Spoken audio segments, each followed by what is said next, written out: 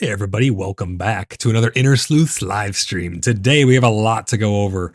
I'm going to try and get through this as smoothly as possible. There are some key points in here that I definitely want to talk about because it's very important stuff. These are the patch notes you see before you for Alpha 2 Phase 3.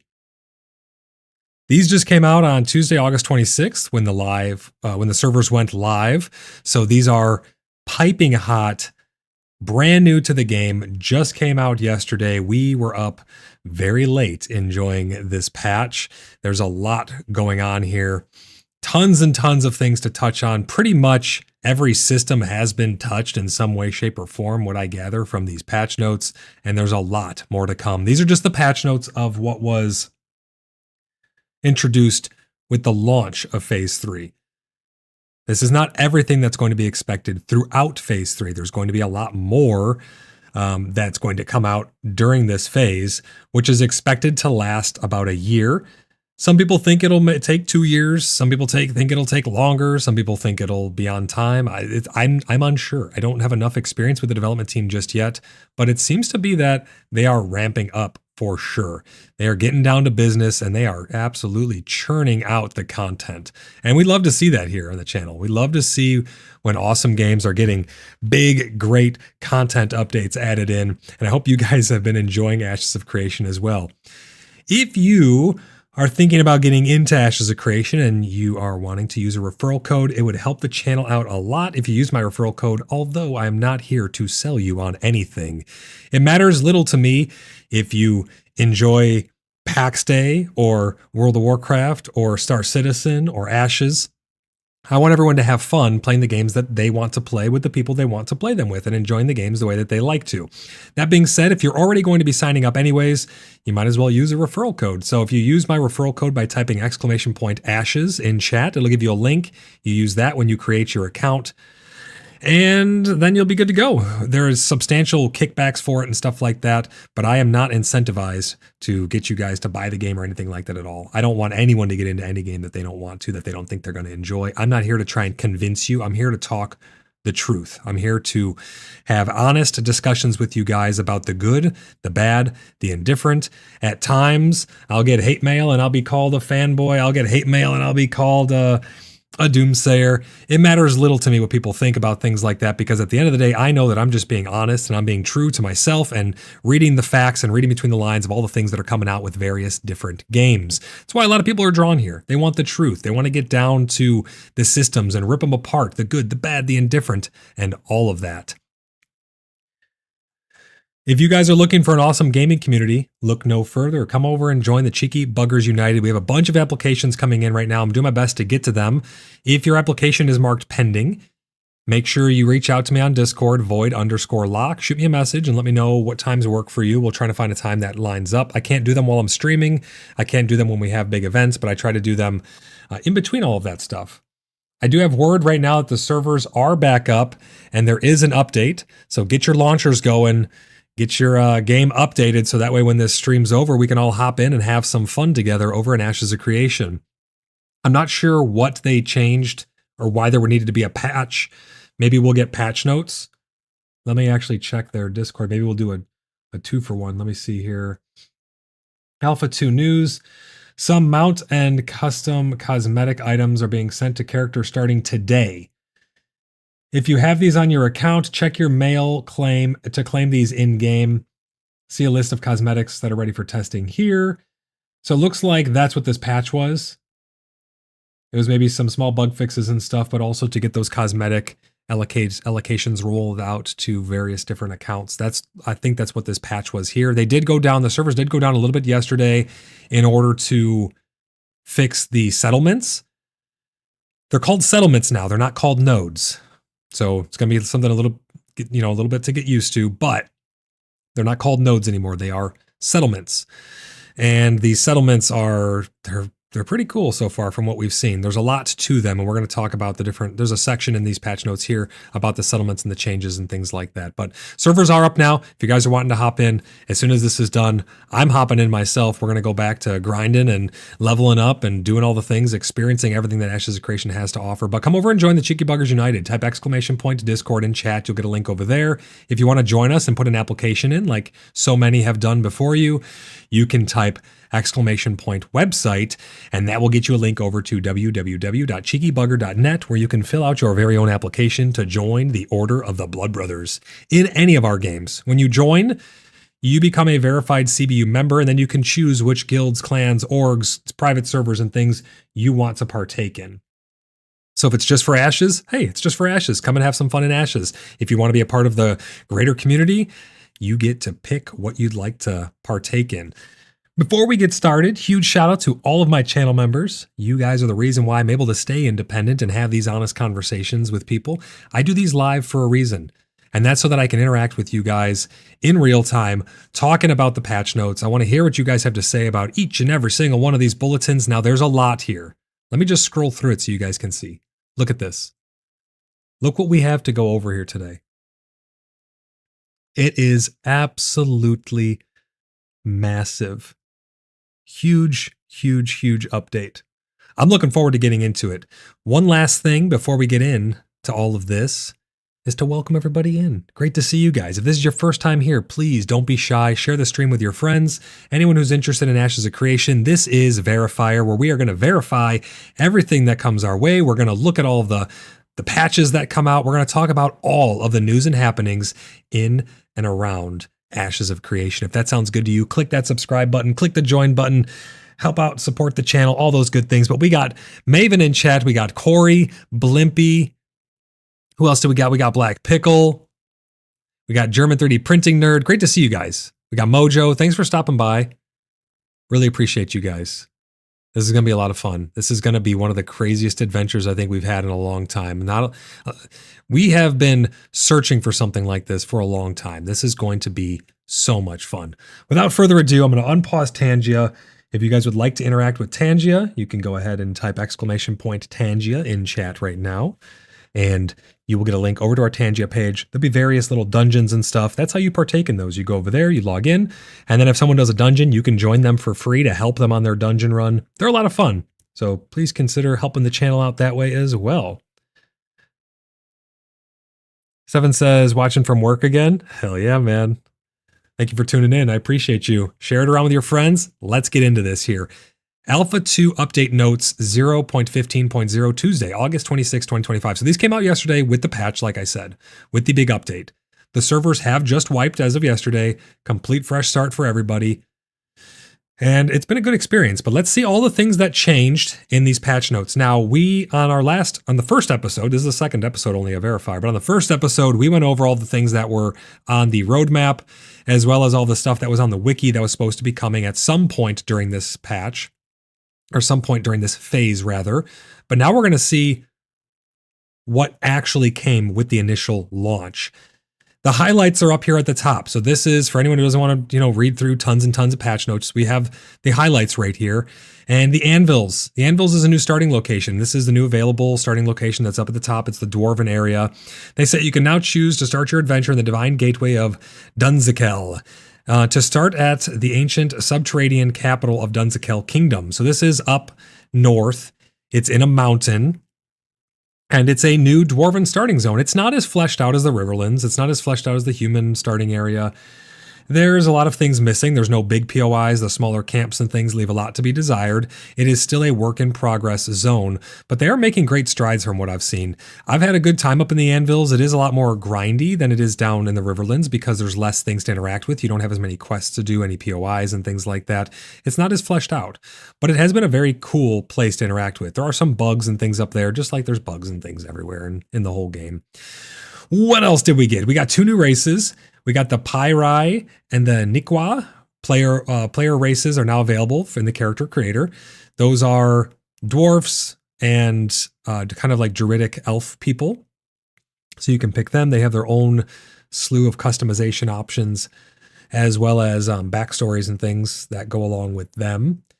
Settlements have a new name for this, is the new name for the system that was previously called nodes. The settlements can now level up to stage 4. So I guess they were capped at level 3 before, which was a village. Now they can go to level 4 or tier 4, stage 4. When a settlement levels up, it can make adjacent settlements vassals. This is a new system as well. And I think that starts at level 4, if I'm not mistaken. A lot of these things we're going to still be testing out because we don't know the intricacies of them. If you guys in chat have any other information about this stuff, please let me know. But I think that you can become a vassal at when the host becomes stage 4. Another huge thing for this patch is economic rebalance. Gear progression has been smoothed, crafting has been streamlined, gathering has been revamped, the mining has been improved, enemy loot drops, quest rewards, commissions, and vendors fully have been realigned to fit with the new artisanship loop. So they have changed a lot with the economy. And we've seen this even from coming over from the PTR to now and coming over from live. You can see a lot of these changes. I don't think you can even buy basic gear anymore. All the stuff has to be crafted. Either that or maybe they just moved it. I'm not too sure, but we haven't been able to really get even any basic clothing. Mojo says, having no gear, that makes my skin look smooth. Ashes of Creation is now on Unreal Engine 5.6, so they've upgraded. The new clouds look great. Oh my gosh, hype Pepe. Thank you for the Tangia. Really appreciate you. What else have they introduced here? Introducing a new crate system. The new crate system is really interesting. You actually put crates on your back. They're physically transported by the character. When you have a crate, your character movement speed is slower. It does carry over to your mount as well. You move slower on your mount. There are two types of crates, construction crates and commodity crates. We haven't had a chance to test these fully yet, but we have messed around with them a little bit. I'm hoping to bring you guys some more info on those really soon. They're kind of an alternative to caravans from what I've seen. You have caravans, which are for larger commodities and bigger hauling missions. You have the boats, where you can transport a lot of stuff as well. Or you could just pop a little pack on your back and transport it that way. So maybe it's going to have less risk, less reward type implementations there. We'll have to see fully what they're going to be used for. But the two types you have right now are going to be for construction crates and commodity crates. This next point, this is really interesting. This is the lawless PvP events that are now available. These will start every 3 hours at a random point of interest in each biome. So in each one of these zones of influence, I think is what they're referring to here, every 3 hours, there will be a new PvP event. Now, these last a long time, and they give you some awesome bonuses. They give you luck, which increases your drop rates. They also give you increased XP yield. Have you guys messed around with these at all yet? What has your experience been with them? My mentality is if there's a lawless PvP zone inside of our settlement zone of influence, it's a good thing for us because it's going to draw people in and they're going to be killing mobs and farming things within that lawless PvP zone. And all of that is generating experience towards the settlement, previously referred to as a node. I'm trying to really get into calling it a settlement. But so our mentality is everyone who comes there is just helping out the settlement to grow faster. For those of you who don't know, we are in Vexhelm. So if you guys want to come and hang out with us and help us build up our settlement, you're more than welcome to. Very friendly people out there. We've met some awesome individuals. We're growing pretty fast. So if you guys are looking for a home, come on out to Vexhelm and help us grow that node. I know it's not as popular as the Riverlands because it's new, but at least you get to experience some new surroundings. And maybe they'll make some updates to the surrounding areas as time goes on. I guess time will tell. I'm really looking forward to when they open up that underground area again and we can have a node or a settlement underground. That's going to be really, really cool. Blimpy says, are you mayor already, Void? No, not yet. I'll be running for mayor once I'm able to, and that'll be when we reach a village. Once we reach a village, we'll be able to vote on mayors and stuff like that. So I will be running for mayor of Vexhelm to help the land prosper as best I possibly can, backed, of course, by the Order of the Blood Brothers. What else have they done here? So some mounts and cosmetics are now available. If you have these on your account, they'll be available in your mailbox to claim. Using the unstuck will kill your character. We found this out the hard way. It does kill your character. You do take a deficit. It does drop your stuff. It's a temporary solution to prevent unstuck abuse. Hopefully they come up with a better method to go about doing this, at least while we're in testing, because losing some of your stuff and having an XP deficit because you literally fell into a hole you can't get out of, that doesn't feel great. So hopefully they can get that smoothed out. Crimson Beard, how's it going, man? Welcome into the stream. He says, I got stuck on the regulator quest outside of the starting village. It was stumped. Yeah, we messed around with that multiple times for a very long time. I think it's bugged. I don't think you can actually align the regulator or whatever it wants you to do. I think it is bugged. I still have the quest. We tried everything we could think of so far, but we could not get it activated. Some people were saying you needed a cleric. I think they were trolling people. I think they were just messing with people to try and make them think it was completable. But I don't think it's actually completable. Freeholds have been removed from the world. See, I was not aware of this, but freeholds are actually gone right now, and that is in preparation for the future rework that they're going to have. Entirely new functionality, and then guild freeholds and regular freeholds will come back online at some point during the phase, presumably with more functionality, which is great to see. I'm okay with them taking them out of the game for now, so that way they can work on them, get them into their proper state, and then reintroducing them with all the new systems. Crimson Beard says, thank God I was losing my mind. Yeah, we were messing with it for quite a while. It was a little bit frustrating. Maven says I was there as a cleric, still didn't help. Yeah, I think those people were just trolling us. I don't think that it has anything to do with being a cleric. So those are the highlights of what we have in this patch. Now let's go into the new zone, the Anvils, and we'll break this down a little bit more so you guys have a better understanding of what this zone is like. And if you have any questions about these things, please, again, don't be shy. Ask away. I don't know everything. but I'll do my best to answer any questions that come my way. And if you guys have any questions, comments, concerns about any of these bullet points as well, please chime in. So the anvil is now available. This is the ancestral home of the Dunzikel, which are the dwarves. New starting experience in the Anvils is a fresh onboarding experience designed for new characters, has been introduced in the Anvils. You can now choose to start your adventure at the Divine Gateway of Dunzikel to start in the ancient subterranean capital of Dunzikel Kingdom. It's a really cool place. It's actually underground. It gives us a little glimpse of what the underground may look like. I know in Phase 1, people were saying they had the underground area. I really hope they get that added back in soon. I love things like that. That is so, it has to be such a magical place. And the boss is down there. It looks really, really cool. There are new starter quests. These guide characters from the Anvil Gateway to Dunir's Hammer Rest Starter Village and the Nikwaz Bonfire Starter Village. So there's two different ways you can go when you're in the Anvils. You can go over to the Dunir's Hammer Rest, which is to the east, or you can go to the Nikwaz Bonfire Starter Village, which is to the west. I went to the west. A lot of us went to the west because then it was closer to get to Vexhelm. But yeah, you have two paths that you could take, which I think is pretty interesting. Just like down in the human area, you have the two paths you could take that lead you over to the two different starting areas, and they each have their own quests and things like that over in those areas. There are 7 new pocket dungeons. They each offer their own challenges and rewards. The Gallows Gate Exchange, Hollow Hearth, Legacy Vaults, Nexus Regulator, which is the one that's bugged right now. You have to align something at the Nexus Regulator.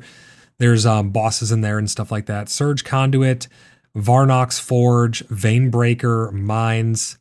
A lot of new dungeons, little pocket dungeons. For those of you who don't know, pocket dungeons are open world dungeons that are kind of like, here's a little cave or a building or something you go in. And there's bosses in there, there's harder mobs, there's elites, it's made for group play, but it's open, it's in the open air. It's not instanced, right? I think these are a pretty cool concept. I'm not opposed, and in fact, I actually really like instanced dungeons. I think they have the opportunity to prevent a lot of griefing. But these are an interesting implementation of dungeons into the world of Verra. There are new settlements that are available. That is Dungrum, Dunhold, Cal Tarhum, Vexhelm, and Valgadim. We are at Vexhelm, so we are one of those new ones.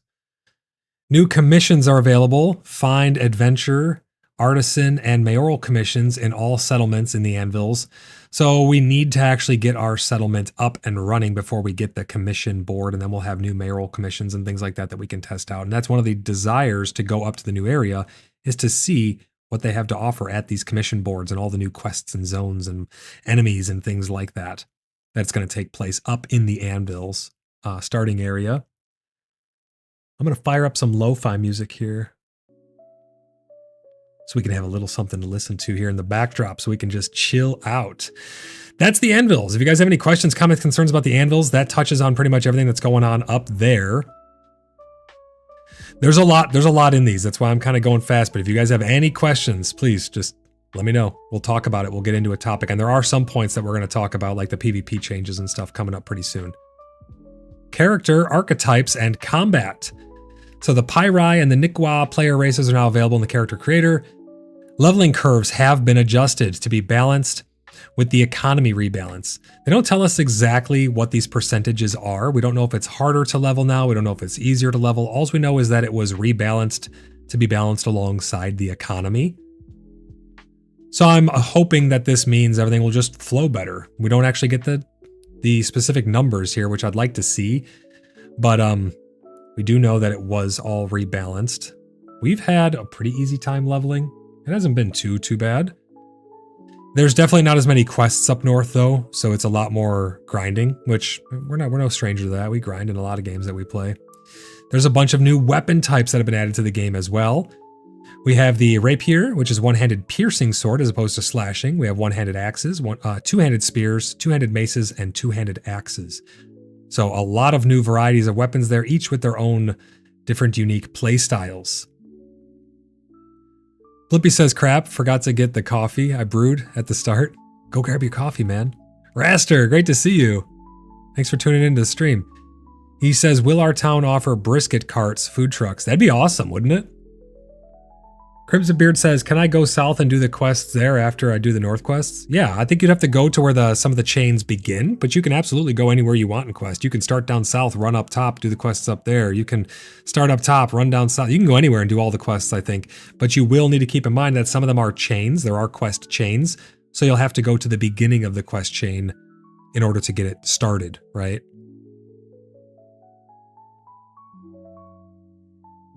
I'm going to grab a quick drink here. Got to keep hydrated. Definitely did not drink enough water yesterday. So those are new weapons. What else is there? There have been various stat changes for characters and equipment, base health for characters, various stat formulas, and attribute waterfalls have been rebalanced. So everything's been rebalanced in this patch, guys, with this update. You basically have base health for characters being changed, all of your stat formulas getting new curves, and the attribute waterfalls have all been rebalanced. So hopefully, again, what this means is a lot more fluid level up progression and a lot better feeling combat and time to kill. I know they were really focusing on time to kill and things like that, changing a lot. The character stat section has been reorganized. They are now arranged in 2 columns with offensive stats on the left and defensive stats on the right. Some stats have been renamed. For example, mitigation has been changed to defense. So some things may be a little confusing if you've played before. I know a lot of people are getting into it for the first time, so a lot of these changes won't really be applicable because you won't know it as anything else. But just keep that in mind that along with the new visuals on how they're being organized, there are some name changes that are taking place. Character movement momentum has changed. Momentum carryover allows a skilled use of movement abilities and timing to this. I actually have seen this to extend jump distances and horizontal motion. This is actually really true because when I'm on my rogue and I shadow step to someone, if they're up a hill from me, I gain momentum and it actually will launch you through the air a little bit. It's really cool to see. One of my favorite things about this game so far is that you can use anything to your advantage in the game. You can sidestep, you can roll, you can dodge by rolling, you can go around something for line of sight.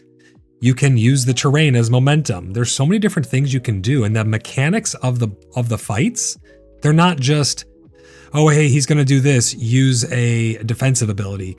Sometimes it's as simple as reading their telegraphs and just stepping out of the way. There are these minotaurs, for instance. They clank their weapons together and they do a big ground slam in front of them. It hurts like hell, but all you have to do is step out of the way. But you have so many different ways to do that.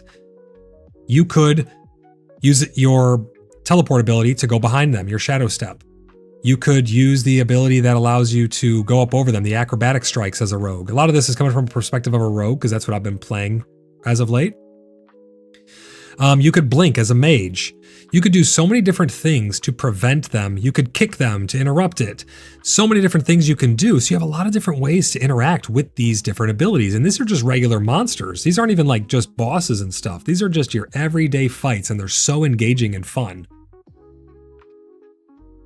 Weather People says, I wonder if the optimization capable of me playing on my 1080 Ti.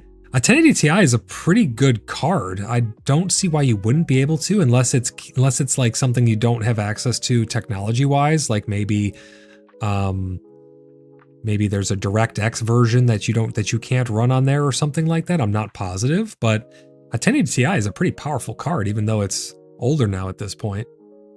But yeah, I'm not sure. For me, it runs great. I haven't had any issues. I'm on a 6900 XT AMD GPU. I'm running a 5950X 16-core 32-thread processor. I only have 32 gigs of RAM. I've been waiting for RAM to go on sale. I need to get some more RAM in my system so I can effectively stream and play better. It really only affects Star Citizen the most, but I've had some issues with PAX Day. I haven't really had too many issues with Ashes because it runs pretty good for me. Pretty respectful of the resources. But yeah, I'm not too sure. Anyone else in the audience using something similar to a 1080 Ti? Maybe they can have some more information for you. I wonder what the minimum specs are as well. So that's character momentum. Lateral deceleration while a character is airborne has been increased, resulting in less distance traveled from using momentum carryover. Fall damage. This is a big one. Fall damage calculations have been updated. Fall damage now scales based on impact velocity and fall damage. It is a percentage of your health, so it stays relevant at all levels. This is super, super important, and I know, again, there are things that can affect this. Your momentum is going to be adjusted by how far you're falling. Are you reaching terminal velocity? You can jump down a little bit from point to point and not take as much fall damage as opposed to jumping off one big fall. You can use, maybe there's spells that can slow your fall. Maybe there's abilities and stats that can reduce it. But overall, the fall damage does feel pretty decent. They're still pretty lenient with it. They're not too harsh where it's like, oh, you fell in PAX Day, you fall 5 feet, you break your legs, you die, all your stuff drops on the ground. It's like, it's kind of crazy. So over here, they've been pretty good with the fall damage. Kekulo, is that how you pronounce that? Kekulo 9781. Great to have you here on the stream. They say, hey, watching the first episode while I'm in this chat because I'm new here. Well, it's great to have you. Thanks for tuning in. If you have any questions, comments, concerns, or anything like that you want to talk about while we go over the patch notes or anything from our previous streams or anything like that, please don't be shy. It's great to have you here. Maven says the minimum specs for aUEC is recommending an NVIDIA GTX 1070 or equivalent. So yeah, you should be able to play with your 1080 Ti for sure. If a 1070 or equivalent is minimum specs. What is the recommended specs, Maven? 16 gigs of RAM is minimum. Okay, so those are the minimum specs. I wonder what the recommended or optimal specs would be. But yeah, fall damage feels pretty good right now. It's not too bad. The breathing and drowning system has been updated. In addition, a potion of extended breath has been added to the alchemy station. That's really cool. Yeah, the breath was a little strange before. It was kind of weird. It felt like your head was above water, but you started to drown. It was a little strange, but you don't really spend too much time in the water as it is right now. But the potion of extended breath coming into the game, maybe that means they're going to be doing some more underwater stuff. You don't see recommended stats? That's weird. That's super weird. Healing power has been fixed, so healing scales normally. Multiple charges of an ability will no longer be consumed if an ability is interrupted. So you'll keep charges, but it won't interrupt all of the charges. They won't consume all of the charges when something is interrupted now. I guess that was a bug that was going on before. Fixed a bug that prevented characters from being knocked back.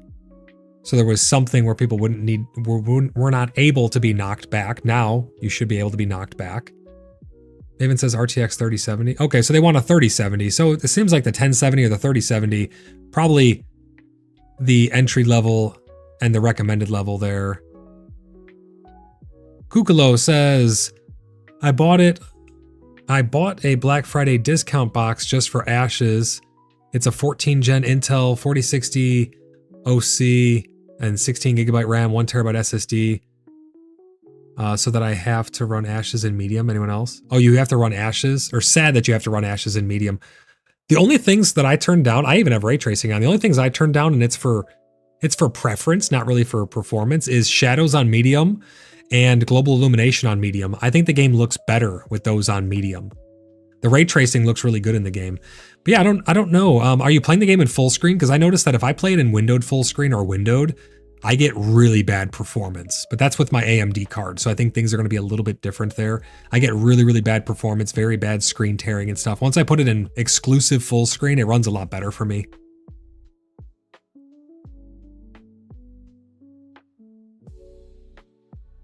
What else do we have here on this? Added an option to show stats that have a 0 for a character in the character window. This option is under interface general. They do have a lot of nice interface options for us. There's quite a bit there. Quite a lot of options for you to mess around with to really get it customized how you like it. So that's great to see. We have some class specific changes here. We have Rogue. Exposed to status effect will no longer allow their target to have a large increase of their outgoing damage. Death's Mark fixed some bugs that could cause the ability to not heal the character or have the cooldown reset properly, so that's obviously an issue. This is a big one. Soothing Shadows fixed a bug that could prevent this ability from healing, and it's the whole point of Soothing Shadows is to heal you. While you're in stealth, you have higher regeneration, which is pretty cool. If you take that ability, that is. Fixed a bug with poison. I've actually really been enjoying the poisons. I use the chill poison and I slow people down, and then I'm able to kite them or get away from them a little bit while also withering them with the damage side of the poison. That would cause the poison to have no effect after the first time they were used, so that's great to see that getting fixed.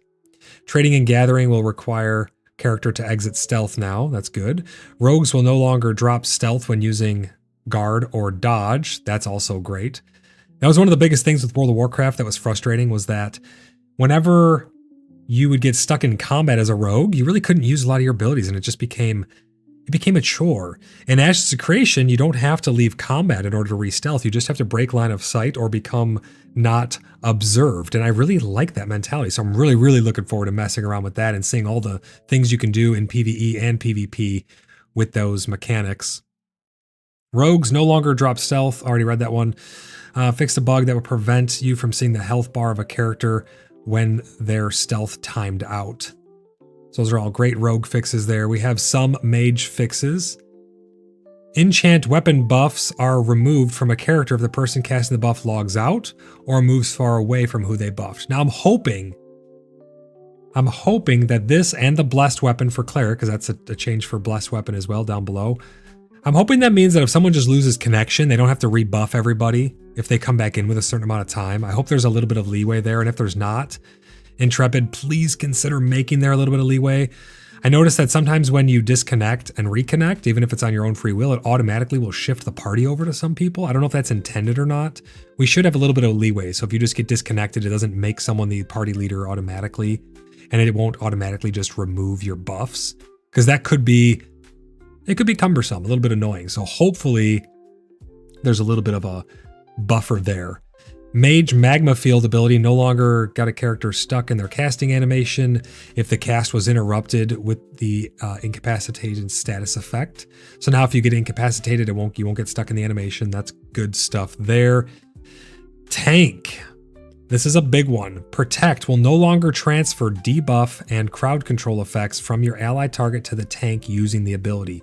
They don't say this was a bug. So this may have been an intended feature, and now they're just changing how it's functioning. But protection will now only, I think it's like 20 or 30% of the damage will be put over to the tank. It's not going to put status effects over anymore, which I think makes a lot of sense, actually. So if they get a status effect on someone and you have protect on them, you will still share in the damage caused by the status effect, I believe, but it won't let you take the whole status effect. Cleric, we talked about that. Hopefully there's a little bit of leeway, because when they log out, their blessed weapon buff will fall off. Here's a lot of interesting changes now.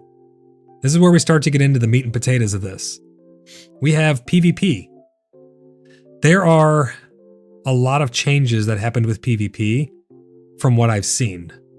Lawless PvP events are now available. These will start every 3 hours at a random point of interest in each biome. Now, these are really, really good, I think, because they're going to bring people together to defend each other. They're going to bring people together to fight each other. They're going to give you extra experience towards anything you do within that region, within that little bubble that pops up, the event. You'll be leveling up faster. You'll be leveling up the settlement faster. You'll be gaining more materials because you also get increased luck. These are really, really cool. We actually went to one last night and we were messing around in it. It's pretty substantial. We were killing level 13 to 14 wolves, and they were giving almost the same amount of experience as level 10 and 11 elites were giving us, 1-star elites, minotaurs out in the world. Really quite interesting. Characters in a lawless PvP area will be flagged as a PvP combatant, so that is purple. I know this is kind of confusing for a lot of people because it's a unique system. It's kind of a good system, but PvP combatants are marked as purple. That means you're willing to engage in PvP. So if someone kills you, they don't have a negative deficit for it. Whereas if you stay neutral and you don't flag as a PvP combatant and they kill you, they get marked as corrupted. So there's a big difference there. Sa, how's it going? She smacked us with a triple brisket. Sa, it's great to see you. Sa, you got to check out this game with us. This game is great. It's so, so good. It's a lot of fun. We're going over the patch notes of this most recent patch. We are in Alpha 2 Phase 3. We just had a fresh wipe yesterday. and it's not expected to wipe. There's no planned wipes. Oh, she is in the game. I didn't know if she was if she started up yet. I know she was on there earlier with us back before the wipe. I didn't know if she had hopped in. Have you made your new character yet, Sa? Oh, you did. Okay. Awesome. We're gonna get the guild formed and stuff. Get you out there. Yeah, the wipe wiped everything out. Complete fresh start for everybody. Which I think is a good thing. We're out at Vexhelm. We're trying to build up that settlement now. We gotta get it up to stage 3 so I can run for mayor. Alright, back to the PvP stuff here. Enemy NPCs in a lawless PvP event have they have a chance to drop lawless trophies and lawless packages. Now they don't say what these are. I have no idea what those are for. We have gotten some of the lawless trophies. I've not yet seen a lawless package. But the lawless trophies look like little shells or something that drop. I don't know what they're for. I have no idea what they're for.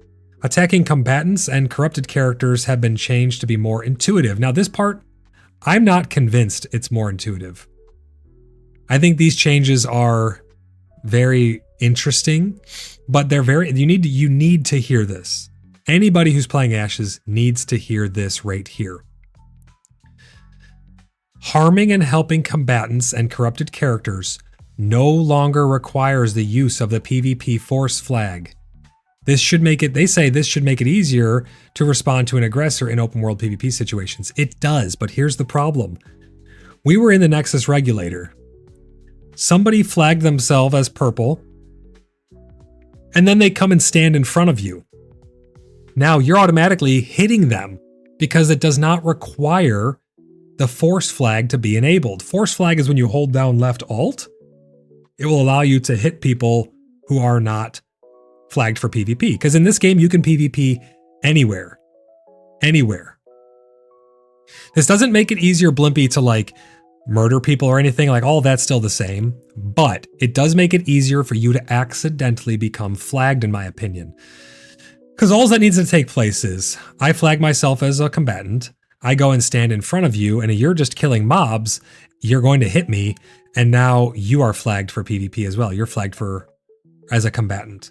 Doesn't make you corrupted or anything, but now I can kill you without you really wanting to engage or fight me. And I have no repercussion because you're purple now. So if I kill you, it's fine. Limpy says, no, I don't want it to get easier to get flagged. As you are describing, I think it is bad. Yeah, it's concerning. I mean, obviously, this has probably undergone a lot of iterations. Oh, Mojo, our settlement's at 24%. We're getting there, man. We got to get on top of it. Once I get back in, I'm going to be going right back at it. It's going to be a lot of fun.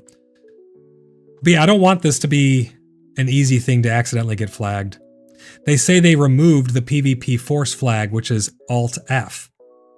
So how this worked was you would press Alt, you would hold Alt down, and then you would press F. And now it would toggle it on, meaning if you wanted to attack other people, you could. They removed that. Now you have to hold left Alt. It's kind of weird. People will need to hold Alt for their attacks to hit non-combatants. This is a little confusing. It means like if you're flagged as purple, and let's say I want to kill you for whatever reason, I want to become corrupted or I want to get my stuff back and I don't care if I get corrupted. I want to fight you. I have to continue to hold down left Alt while also manipulating my character and casting my spells all at the same time while holding left Alt, presumably with your thumb. You're not gonna be able to jump. It really limits you. It makes it kind of clunky. So I'm kind of questioning why they got rid of it, but I'm sure they have a reason. I just don't know what that reason is. Include untargeted combatants within area of effect abilities has been added as an option to your AoEs to hit combatants without needing to target them first. This is interesting as well. You're now going to be able to go into your settings and make your AoEs have the ability to automatically hit or heal untargeted combatants. So keep that in mind. You can go and toggle that. Jimbo says, seems like a mouse button bind situation. Potentially, Yeah, potentially, but you got to keep in mind, these are the default keys. You know, I keep my keys default for the most part for a lot of stuff. I do change some things, but I like to know what the defaults are so I can better help people to understand it. This is one that you probably will want to change. Yeah, absolutely. Also, welcome into the stream, Jimbo. Great to have you. Right here, they say require force PvP to affect combatants has been added as an option for people who would like more safety before attacking other characters. So the default is you will automatically attack people if they're flagged in front of you. You can go into the settings and you can revert it back to how it was, requiring force PvP to be able to affect combatants. So that way, if you're not a combatant and they are a combatant and they're in front of you, you will not automatically hit them. But the problem with this is we no longer can just do Alt F and go ham. Now you have to, if you have this turned on to where you're not automatically hitting them, you have to go in and hold the Alt key while you're fighting, and it puts you at a deficit in my opinion. Very interesting changes here, but keep that in mind. You can revert it kind of, but you also you no longer have the toggle option for the force flag. Right, so there you go, Blimpy's saying, need to find that.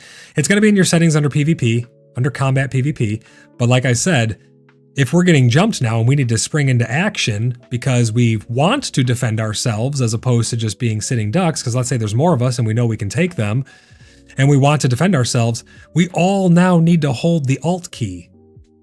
And let's say only one person doesn't change these settings and they automatically accidentally get flagged and now they're getting killed. We all now have to help our friend.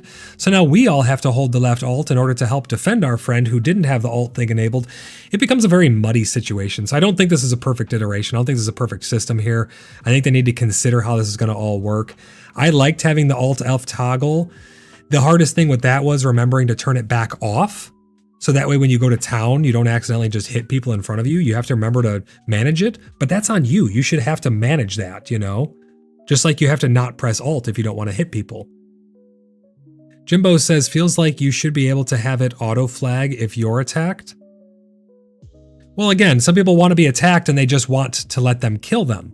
Some people don't want to fight back because if they fight back, now they become a combatant, and now if the combatant kills them, if the other person kills them, they will not get marked as corrupted. Whereas if I just don't fight back and you kill me, you're corrupted, which comes along with huge, huge downsides. Now, I think that people are going to have corrupted characters. They're going to play an alt and they're going to be corrupted on them. I don't know what Blight is, but I'm hoping that they can come up with some type of account-wide reputation system. There's still a way around that. People will have alternate accounts then, but then that means you're paying an additional $15 a month once they introduce the subscriptions, and at least it's a big deterrent, right? But that's my concern, is people are just going to have alts, and they'll go around murdering people on their rogue alt, and that's just, he's corrupted all to hell, you know? Jimbo says, fair enough, I didn't fully understand the system then. It is kind of complex. It is a lot. Limpy says, it sounds like I will just try to run away and die. Run away or die. Yeah, and I mean, you could try to run back to town and then, you know, die, and people see them loot your stuff. They're now there marked as purple. Maybe someone else decides to fight back, and it could be, you know, but that's part of the game. Not everyone likes PvP, but it is part of the game. Yeah, we did see a multi-boxer already. It had like 6 people following him, which is, that stuff, that needs to be a bannable offense if it's not. That stuff is, that just ruins games in my opinion. Ruins the economy. You know, it's bad all around. Blimpy says, I excel at running away and dying. Oh no, man. But not everybody wants to PvP, so I think you guys really need to understand these systems, and we'll test around with them. We'll figure them out, and we'll share that info with you guys over on the Discord as well from what we find out. But moving on from that, some crowd control CC effects no longer work against non-combatants. Example of CC effect that will no longer work against non-combatants is stunned, silenced, rooted, frozen, and tripped. So you will not be able to use those effects on people who choose to not engage in PvP with you. So if they're just standing there and they're like, all right, dude, go ahead, kill me. They cannot just trip you and put all these effects on you that's causing you a bunch of grief while you're trying to play and PvE. So you technically could just ignore them and go about your business.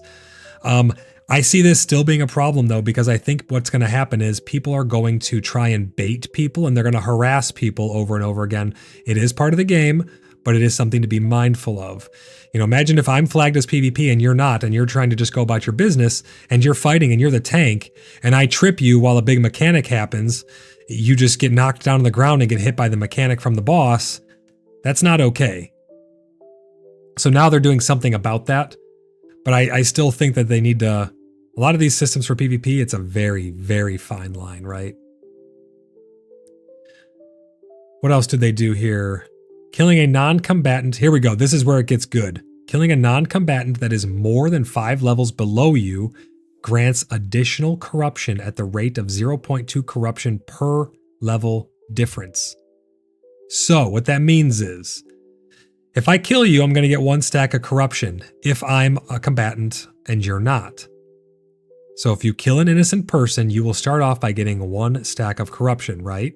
1 stack of corruption alone gives you minus 25% damage output, gives you all kinds of other effects, marks you on the map. When you die, you have a chance to drop 1 to 3 pieces of your equipment, your armor, your weapons, your gear, on top of the standard stuff that you drop when you die.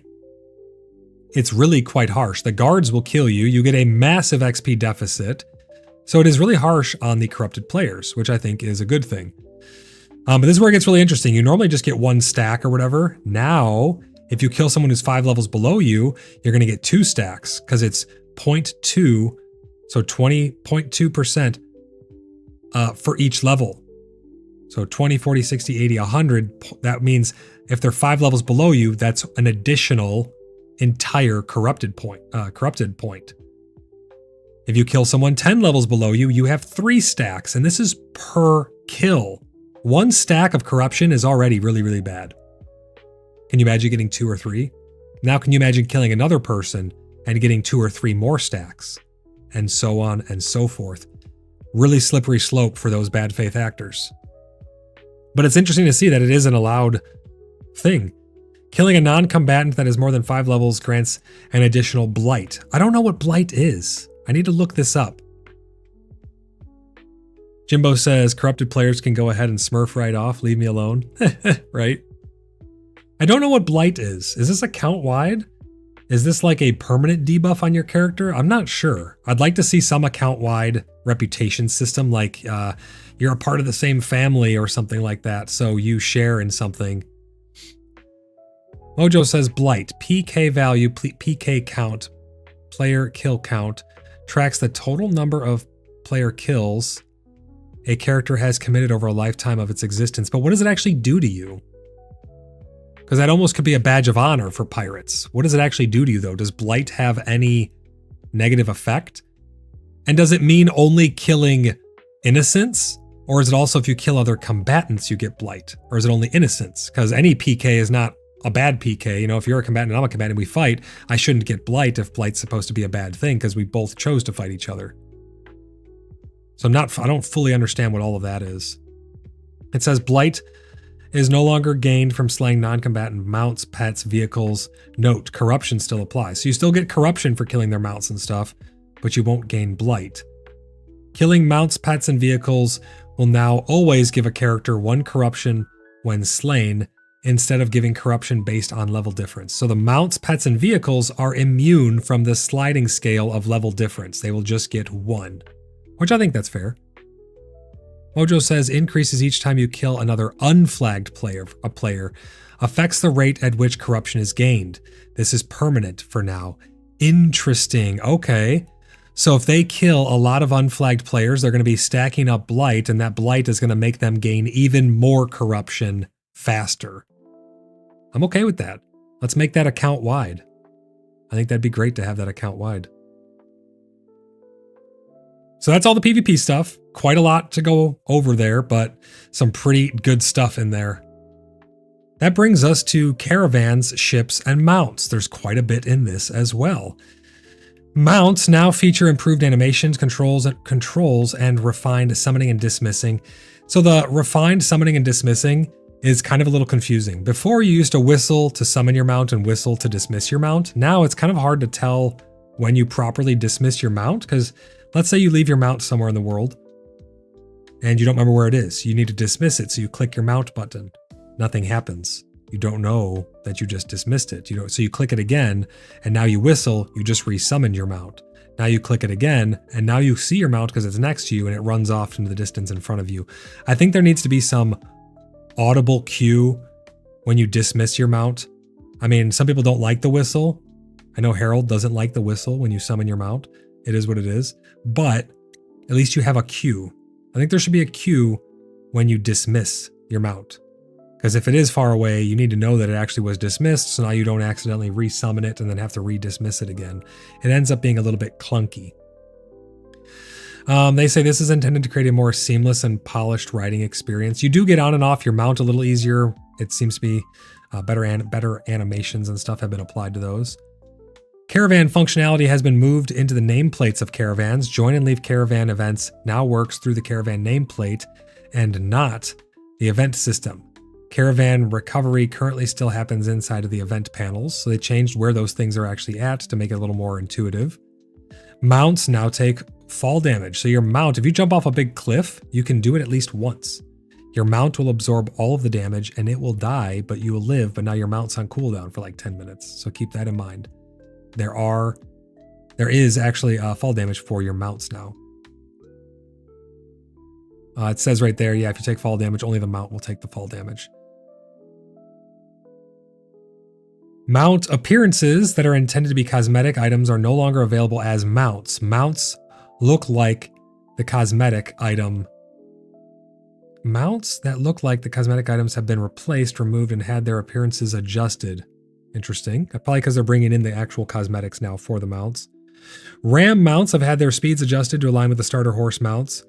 This is sad to see, but it also is fair and balanced. The Rams used to be really fast. Now they're slowed down to where they're not going to be overpowered or anything like that. Keep it fair.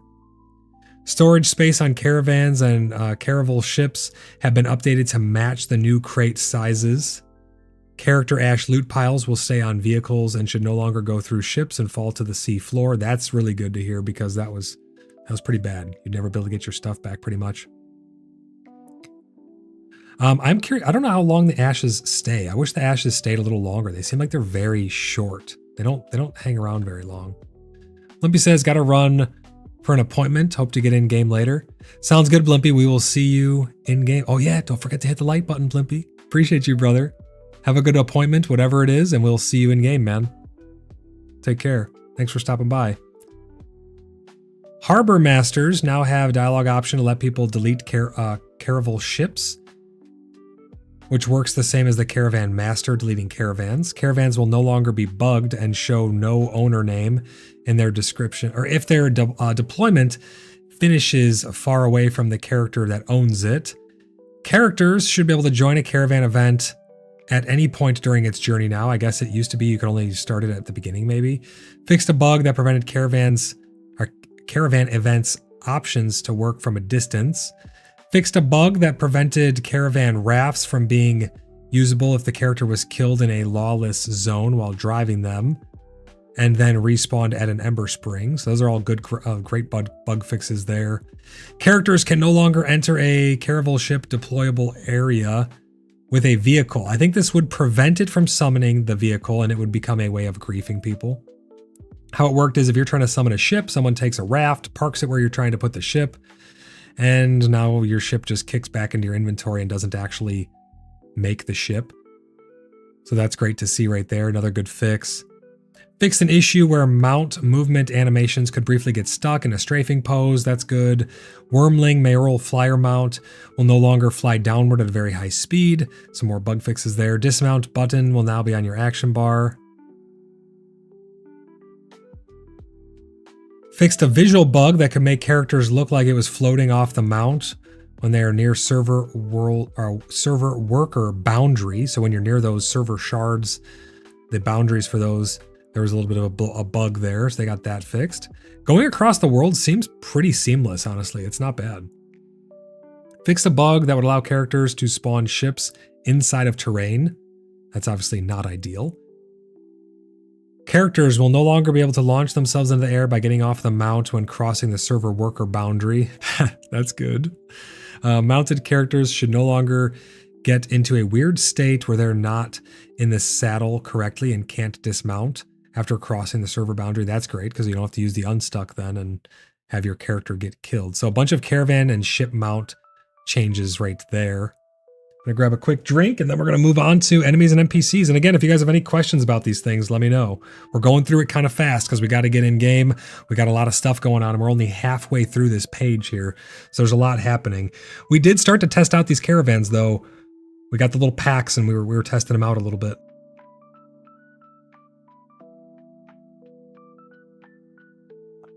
All right, we're refreshed. We're staying hydrated.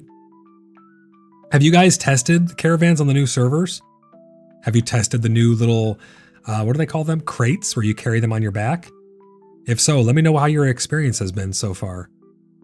We don't have too much experience with it, but it's been pretty okay, honestly. We put the packs on our back and it makes you move real slow.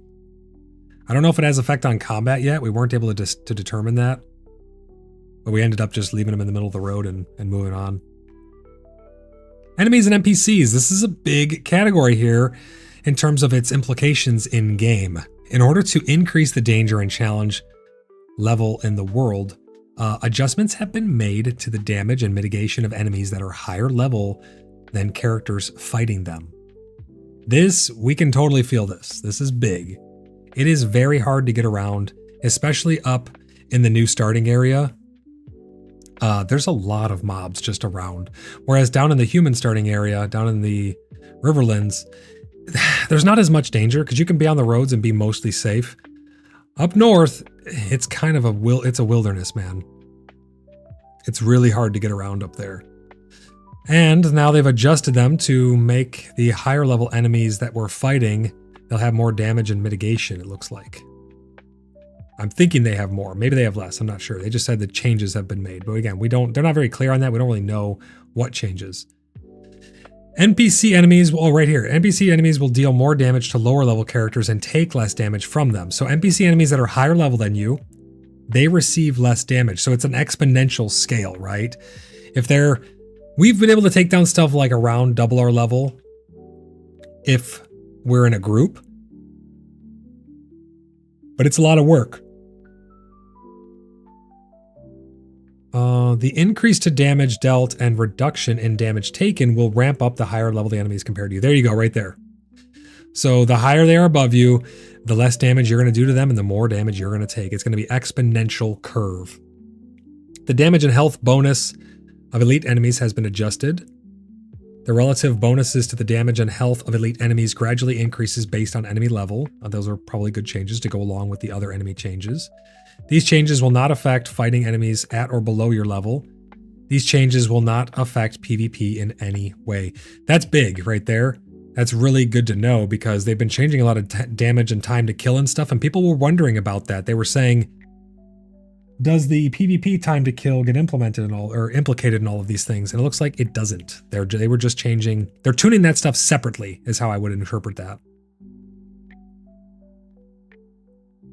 Enemy loot drops now match the pace and crafting or a pace of crafting for gear acquisition. Mobs can drop gear for all of tiers within a grade, with base tier being the most common. So we have not seen a lot of drops at all. I think they're a little undertuned, but then again, we were in a party of 8 and we were doing round robin. So maybe 1 in every 10 mobs would drop something. So that means if you're player 8 in the rotation, it takes 80 kills for you to get any loot whatsoever, let alone something that's actually going to be useful other than just the dust. Firebrand's fly and spawn animation is temporarily disabled due to a bug that was impacting received ranged damage. Because of this, Firebrand will spawn like any other NPC, so they'll just spawn into the world now. They won't have their cool animation for right now. Guards are back on duty. They'll now properly attack hostile NPCs instead of just standing around. That's really, really great to see. I don't know how you pronounce this. Zerathithis and Zahulathresh in the Apothecarium Dreadmine Pocket Dungeon have had their elite rating reduced from 3 stars to 2 stars, so made it a little bit easier there. Some of those bosses in there. Fixed several issues with NPC enemy pathing. This is one of the biggest things that has impacted our gameplay so far. We have seen so many mobs that can't path, so many mobs that are standing still, so many mobs that are bugged and you can't kill, so many mobs that just stand around and do nothing. We've worked around it by just going to other little sections and stuff, but especially coming out of the starting area and the Dwarven starting area, there's a lot of mobs that are very, very bugged. Their pathing and stuff like that needs to be gone over as soon as possible, because that's the first experience people are having. They're getting frustrated because they're trying to kill these mobs and complete their quests, and it makes the pool of enemies that you have available even smaller because half of them don't actually work. It's a big problem. They need to fix that as soon as possible, in my opinion. Crystal golems at the wreckage and the tower of the Serfin or Carfin now have sinister blood red color. That sounds pretty cool. I have no idea what any of that means though. Big changes here to the economy. I'm going to try and line this up for you guys so you can see it all. There we go. Jimbo says, so many turtles in the rocks at Nexus Regulator. Yes, there's a lot of turtles in there, but that's also a pocket dungeon. You got to keep that in mind. Pocket dungeons are intended to be more difficult. So even though the quest is level 3 to go there, you need a party. Presumably a full party of 8 would just barely be able to get on in there, but anything over that, you're going to be having a much easier time. But yeah, that's a pocket dungeon. So those are the dungeons of the world. They're pretty cool though. But yeah, there's a lot of turtles in there and those guys hurt really bad. A lot of crabs and otters and all kinds of stuff stacked up in there. So the economy and artisanship stuff got a lot of rebalance. So they say the economy rebalance, gear progression has been smoothed out, crafting has been streamlined, gathering has been revamped, and mining has been improved. Enemy loot drops, quest rewards, commissions, and vendors fully have been realigned to fit in with the new artisanship loop.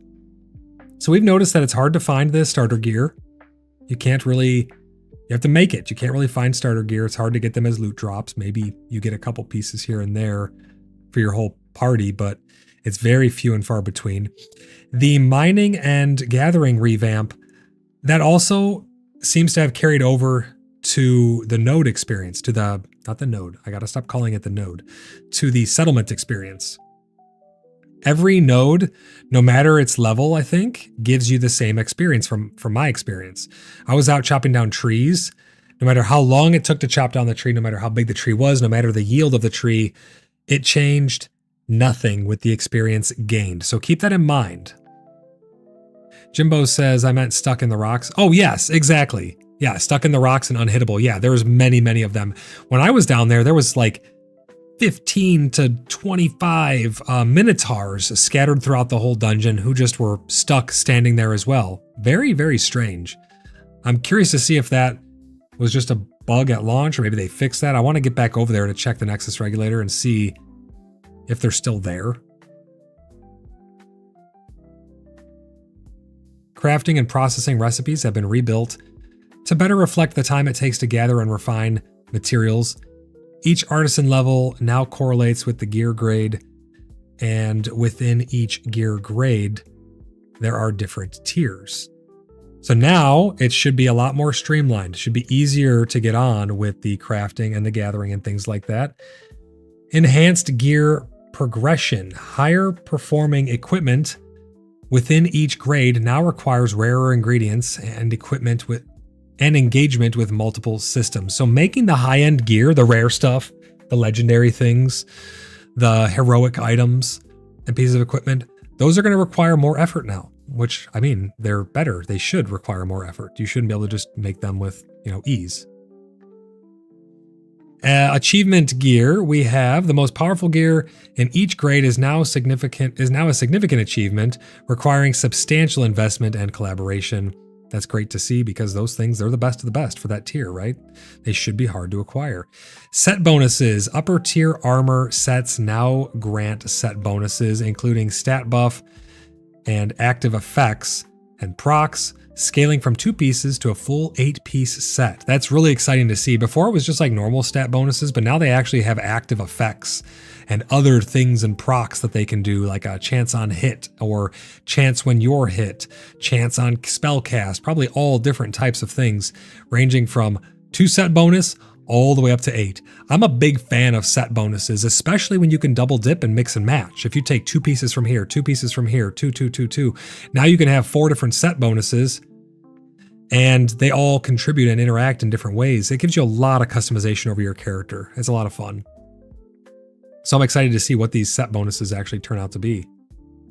The amount of each gatherable in the world and respawn times have been reworked. Common gatherables should be much easier to find. Resource spawns are influenced by geographic and other conditions. Mining has changed.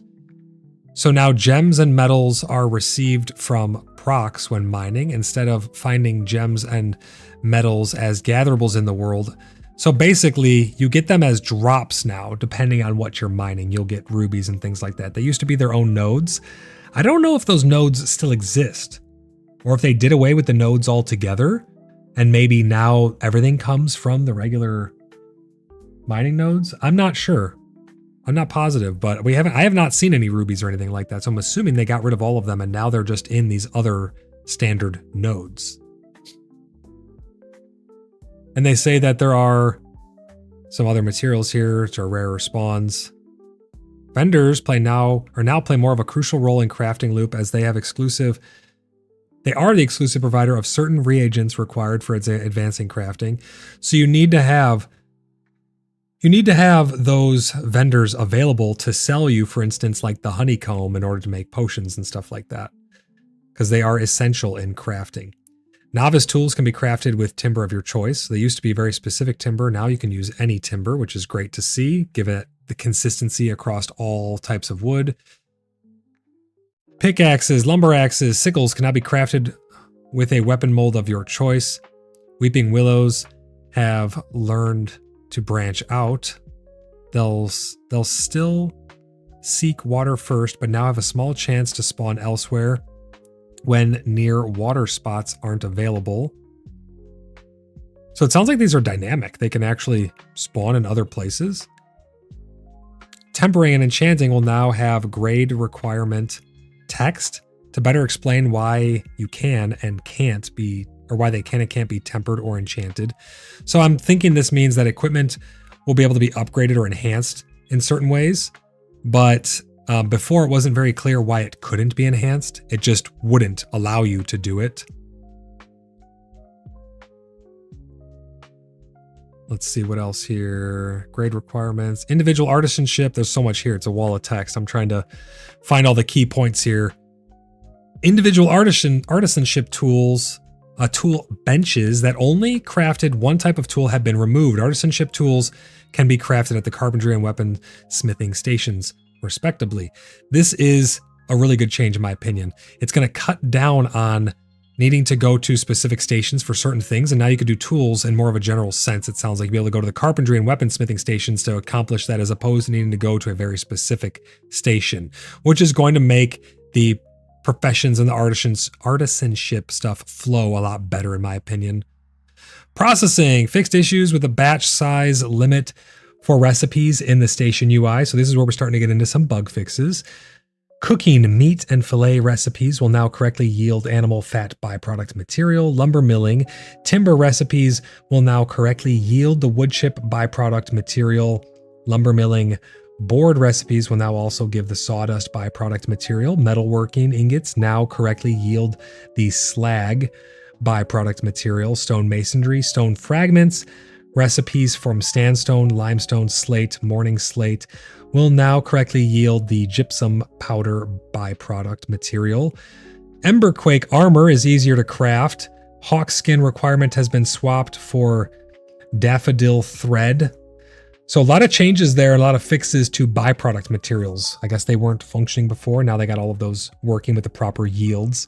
Magic powder is now processable. I have no idea what that is. I have no idea what magic powder is. If you guys know what magic powder is, let me know in chat. Chat, what the heck is magic powder? I'd like to, listen, it's got to be very magical. I'd like to get my hands on it and check it out, but I have no idea where it even comes from. But it's now processable, whatever it is. Reduce the price of selling processing materials to vendors. So you're not going to get as much money for selling processing materials to vendors anymore. Buying consumables should no longer be cheaper than the cost of crafting them. So now when you buy them, they're going to cost you, which I think is good. You're saving yourself some time and energy and effort. It's going to cost you a premium. Carpentry vendors no longer sells weapons such as longbows, shortbows, and spellbows. So that, I guess, wasn't intended. Then now you have to get them from a different source or craft them. Fixed issues with zone-specific recipe requirements not showing up in the recipe list at stations. Huntable mountain lions no longer have elite nameplates. And gathering visuals for copper have been updated so the destruction visual better fits the size of what is being gathered. So a lot of bug fixes there at the end. It seems like they're putting all their bug fixes. And I'm sure there's an absolute litany of other small stuff that just isn't worthy of really putting into these patch notes. But all the bug fixes seem to be here at the bottom of these categories. That brings us to the next big section. Look how big this one is. Let me try and get it lined up. It goes off the screen here. It's right there is crates, so I can just barely not fit it all on here for you. But this is settlements, previously known as nodes. They renamed these. Nodes no longer exist. There is some of the terminology still in some of the UIs. It's probably going to take them a long time to have all of the language in the programming transferred over to settlements. But settlements is the new name for the system that was previously called nodes. The settlement level cap is increased to a town now. You can go up from a village. That is stage 4. Leveling a settlement to a town unlocks additional service building plots for expanded settlement development, and vassalship is now available. When a settlement levels up, it can make adjacent settlements their vassals. I want to know what level that happens at, though. Settlements that are vassals of another settlement cannot level up to be equal or above their sovereign parent. So this is where I'm confused. I want to know how all of this works. Let's say another settlement next to us advances to tier 4. I'm assuming that's when we then get locked out, and now we cannot go from a village to a town, right? And after town is city. There used to be metropolis, but they got rid of that. So let's say we're locked out. How do we progress farther then? Can we just never do that? Do we have to wage war and take them out in order to become the town? Hey, Zenith, how's it going? Welcome into the stream, buddy. Yeah, maybe you have some more insight on this. So I'm assuming that it's a race to get to tier 4, the cities of the stage 4, I mean. You want to get there first, and then everyone else around you becomes a vassal, I guess. And then you have to overthrow them. Hovering over a settlement on the map will now highlight the area of the world that's connected to the settlement through vassalship, which we have seen on the PTR as well as the live servers. It's probably going to reflect it the same. So when you hover over somewhere, like let's say Vexhelm is a town, and we lock everyone else out, and they're all villages, and now they are part of the vassalship network. When you hover over any of them, it'll show you it all highlighted. Zena says you don't and have to venture out to another town or have to find a location to claim as your own with everything at crossroads, which would allow you to make a new location a town. Interesting. Yeah, we're out in Vexhelm right now. We got it up to like around 25% so far. We're a little behind some of the other areas because it's not really fair. Some of those settlements, they have the starting areas quests inside of them. So they're passively just having a bunch of experience dumped into them. It's not really fair in my opinion. Maybe that's an intended design, I'm not sure, but it does seem a little skewed, a little unfair from the places that are touching the spawn locations and the starting areas. Obviously, that's going to change as more starting locations come online, but they're still inherently going to have an advantage there. Settlement icon banner color will change to be the same color for settlements connected through vassalship, so that way we'll all share the same banner there. Now we start talking about citizenship here a little bit. Citizenship is now account bound. I think this is a good thing. I mean, obviously it's still going to be metagames. People are still going to have alt accounts and stuff like that where they can then get around that. But keep in mind, once again, it's costing you $15 a month. It's at least a deterrent from having multiple accounts. I don't know if that's against terms of service to multi-box and things like that, but definitely something to keep in mind. Each account has one mayoral vote, so you only get one vote per account. Again, people are going to have multiple accounts to do multiple votes and things like that and try to cheat the system. That's bound to happen. But they're going to have to be paying monthly for each of those accounts. and 1 vote towards service building expansion. Citizenship is tied to the first character that becomes a citizen of a settlement. Oh, okay. So once you pick your first settlement on any character that becomes tied to a settlement, all of your account is now a citizen of that settlement, is how that works. Rewards for settlement wars are only sent to the character which citizenship is tied to, so your main character, regardless of how many characters are on your account or that are on your account participate in the settlement wars. So that's good to keep in mind. I don't really fully know what settlement wars are just yet, but we'll definitely find out. Any character may be used to renounce and re-register for citizenship at settlements. So you can use any of your characters to choose to get rid of your citizenship with a settlement. It carries over for all of them. So presumably it's just an account-wide user interface. It says, oh, you're logged in on your Voidlock account or whatever it may be. And everything that's tied to it is right here in this little citizenship settlement window for you. Characters will now be directed to apply for citizenship when they hit level 10, and there's a village or higher settlement on the realm. So it's going to kind of urge people to go and become a citizen of these villages. Settlement reputation. Citizens can now earn settlement reputation by participating in activities such as construction projects, mayoral commissions, and fulfilling buy orders. That's an interesting system. All of these different systems with the settlements and the citizenship, they're so intriguing to me because they just sound like a lot of fun to engage with. It really broadens the scope of who you're going to be engaging with on a daily basis. Especially with me running for mayor, there's going to be a lot of people that will be your constituents. They're going to be people who are looking to you for help and things like that, and they are helping you in return by not only voting, but also helping you to build stuff and make it all, we're all working together, right? We're all in it together. And I assume vassalships to a certain degree at that. I'm wondering if they're ever going to do something bigger than just each settlement being attackable. Obviously, they have talked about the alliance system, but I wonder if like your whole vassalship network has an interest in seeing you succeed as well. I wonder if there's some trickle down there. That'd be cool to see some giant node cluster, some settlement cluster fighting with another one, maybe across the sea or something, and they're trying to invade each other. I don't know. It could be really interesting to see what they do with that in the future. Let's see what else they say here. As characters accumulate reputation, they advance through citizenship ranks. Each rank unlocks new titles, reduced tax rates. Oh, that's pretty cool. I wonder if the mayor gets to adjust those tax rates and bonuses that they're getting. Do they get to affect those, or is it just percentage based? I wonder. Expanded voting rights. I wonder what that means, because you already cast a vote. What is expanded voting rights? Groz, how's it going, man? Welcome into the stream. Great to see you. Hope you're doing good, man. We're just going over the patch notes that came out with launch. There was a small patch and the servers are back up now, but these are the launch patch notes for Alpha 2 Phase 3. There's a lot here.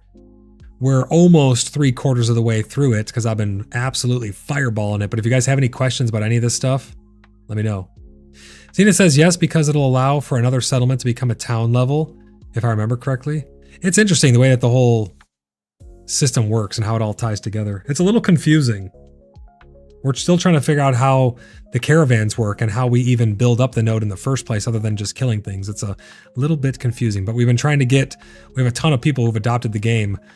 So many people have adopted the game already, and we're trying to figure out a way to get them out to our node and then find something meaningful for them to be able to interact with, since we don't even have a settlement yet started. We're still wilderness, obviously. So we're trying to find a way to get a city so that way they can just come and start helping by crafting stuff. That'll produce more experience for the settlement and help it to grow even faster. Continuing here, they say service buildings now require character-crafted construction crates for upgrades, making character contributions essential for settlement growth and unlocking new services. That's really exciting. I love that stuff because we're going to have to work together to get this stuff built. Each service building features an upgrade tree with expansion slots, and as settlements level up, more slots become available, allowing for greater customization and functionality. That all just sounds so great. I cannot wait to be able to experience that and mess around with it. Renounced citizenship should now show the correct time of 36 hours in the UI. Improvement to so this is where improvements and bug fixes and stuff start happening. Improvement to questing or improved the quest for registering and voting in elections for mayor. Settlement buff structure has been updated on buff tooltips. Settlement buffs will show the buff duration timer in the tooltip. That's cool. So anything done inside of the settlement, like buffs and stuff like that, I guess mayors can put out buffs. Those will be presumably settlement wide, and you'll be able to see timers for those. When there are multiple buffs in a single stat, the shortest duration will be displayed here. Fixed a bug that would cause the settlement buff to fade on a character. If they logged out and back in, you should no longer have to leave and enter the zone to re-get the buff again. That's great. That's huge quality of life, because traversal in some of these is pretty arduous. Tax rate and citizen tax rate is now displayed at the top of the vendor menu for settlement vendors. That's great. So if you're a citizen, you get like reduced taxes over everyone else. Zena says, yes, settlement buffs. There's quite a few. Yeah, I'm looking forward to experimenting with those as well. There's so many cool things with these settlements. Settlement service buildings now have more information on their map icon tooltips. Settlement service building icons on the map can be clicked on to bring up a menu with details about them. That's super handy. I really like that. That's a big quality of life. So if you're curious about what this building's even for, you just click it. It'll just pull up a tooltip and tell you all about it. Contributing a crate to the construction project will now show progress on the construction progress menu. That's great. Service building skill tree icons have been updated in settlement building management. Generic settlement buildings will no longer show a warehouse building icon on the map. So probably just clean up a little bit of the clutter there. Settlement notification icons have been updated. Clicking on a settlement icon on the map will now bring up the settlement menu for citizens and bulletin board for non-citizens. So it's easy to distinguish there between the citizens and non-citizen UIs, hopefully. Clicking on a settlement crafting station or plot on the map will now open the appropriate menu. Again, just helping with ease of access, getting these systems fleshed out, making them more intuitive and more user-friendly for people who don't know what they're doing with them. All of that stuff is going to go a really long way to the enjoyment of interacting with these systems. They have a lot of really great systems.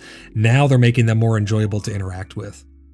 I don't know how they were before, again, because I haven't been around for that long, but all of these things are going to be great for player usability and the new player experience.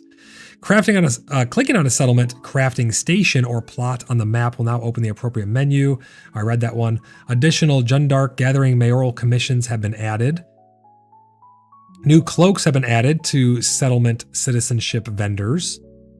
Construction and maintenance costs for service buildings and support buildings have been adjusted. So I guess like the upkeep cost for your buildings and stuff once you start getting them made.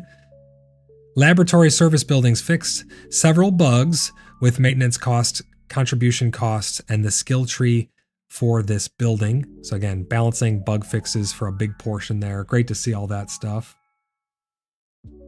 Crates. This is a new system that we just barely started to mess around with in game. I still don't fully understand how the caravans work, let alone the crates, but I'm thinking there's some way we can use these to help jumpstart our progress towards becoming a city out of the wilderness. Or maybe we just have to kill stuff. I'm not sure, but we're looking into that some more. Because it'd be nice to be able to just run crates to our settlement to help bring supplies there and help jumpstart the experience for it or something like that. They say, introducing the new crate system. Crates are physically transported by characters and will have you will have a crate on your and your character's movement speed will be slower. So this also affects your mounted speed like I talked about before at the beginning, because this was one of the highlights. You will move slower on a mount, which means you're more vulnerable to mobs. You're more vulnerable to being attacked. You're going to have protection with you if you're carrying valuable stuff because you're more of a juicy target for PvP. All of the stuff that goes on with the PvX system in this game is going to be tied into this crate system. There are two types of crates currently, the construction crate and the commodity crates. The construction crates are used for building and upgrading service structures, rewarding characters with settlement currency and experience. Commodity crates, crafted in various locations and sold for gold and other rewards. Crates can be crafted at various locations in settlements, harbors, and lawless outposts. I did find one bug that I did report. You're able to sell stolen stuff anywhere still, even though it says it's only supposed to be able to be inside the lawless zones. You can do it anywhere right now still. So hopefully they get that fixed. It'll make it less likely that people will want to steal your stuff because they won't be able to do anything with it.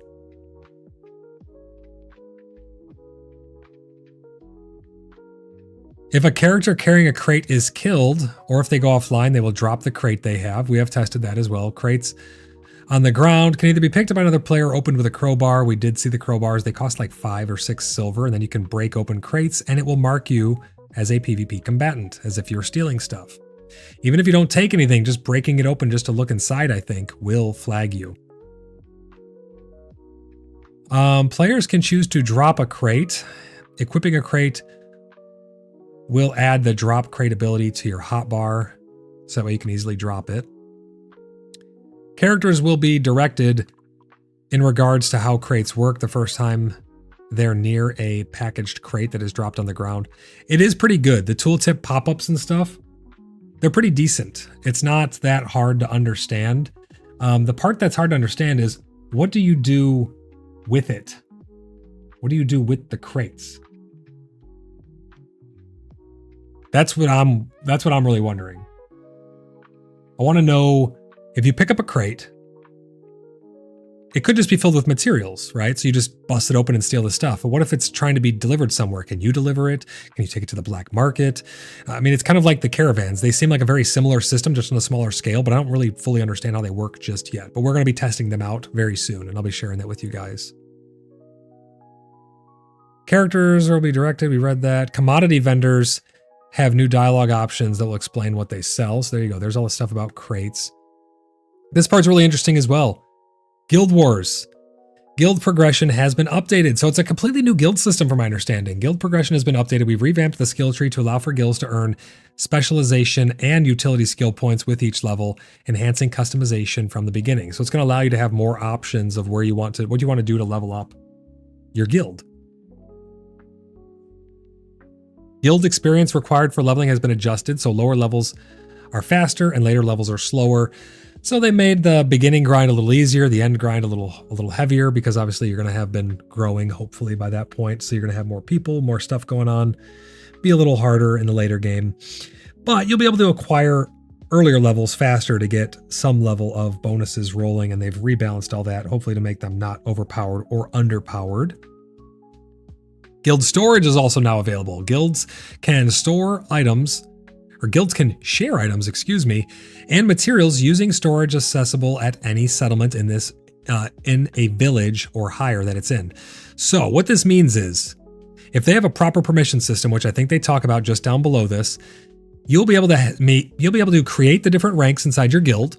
You'll be able to assign those to different people, and they will have withdraw, deposit, view permissions, all these different things, and it'll be tracked by, yep, right there, transaction ledger. So they say permissions control which guild ranks can view, deposit, and withdraw things from storage. Storage activity is tracked in the transaction ledger. So you'll be able to see who deposited what, who took what, where did it go, where did it end up. Really great stuff. Permissions, logs, all of this stuff is essential for big games. It was one of my biggest gripes about PAX Day. They didn't have a lot of these checks and balances. They didn't have a lot of customization in terms of who can do what where. And it ended up being either very griefy, or you ended up not allowing people to have any permissions at all. It was a very hard thing to balance. You did not have the finite systems like you have here in Ashes of Creation. It's really, really, really refreshing to see. The item storage is global and expandable. Material storage and settlement is settlement specific and can be unlocked by upgrading or upgraded by the guild leaders. Storage activities are tracked by that transaction ledger. So yeah, this seems great. I'm really excited to mess around with this. Guild storage will be a nice way to be like, okay guys, let's put it in the guild bank. You can make it to where everyone besides the newest members can see what's in there. You can have officers or people below them have the opportunity to deposit things. You can make regular guild members be able to deposit things. You can then set withdraw permissions to certain other ranks, like officers. They can then go and withdraw things. And whenever something gets put in or taken out, gold goes in or comes out, you will have accountability across the board built in. Love it. Absolutely love it. It sounds so simple, right? It sounds like it shouldn't be that big of a deal, but it's a huge deal. This is very important stuff.